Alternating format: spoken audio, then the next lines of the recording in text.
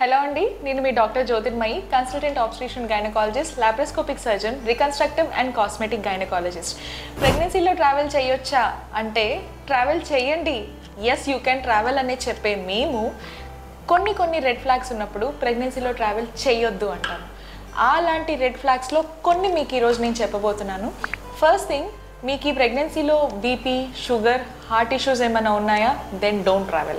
And ఒకవేళ ఈ ప్రెగ్నెన్సీలో కూడా ఇంతకుముందు ఆల్రెడీ నొప్పులు రావడము, లేదు అంటే కనుక ఉమ్మనీరు కొంచెం లీక్ అయిపోయి సీల్ అయిపోయి మళ్ళీ ఇప్పుడు ఓకేగా ఉన్నారు, మళ్ళీ ట్రావెల్ చేద్దాం అనుకుంటున్నారా, దెన్ డోంట్ ట్రావెల్.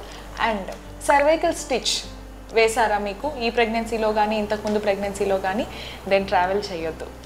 అండ్ ఇంకొకటి ఏంటంటే లో లైన్ ప్లెసెంటా, అంటే మాయ కిందకుందా, గర్భసంచి ముఖద్వారానికి దగ్గరగా ఉందా, రేడియాలజిస్ట్ ఏమైనా చెప్పారా లేదా మీ గైనకాలజిస్ట్ చెప్పారా ఇలాగా? ఒకవేళ చెప్తే డోంట్ ట్రావెల్ ఇన్ ప్రెగ్నెన్సీ.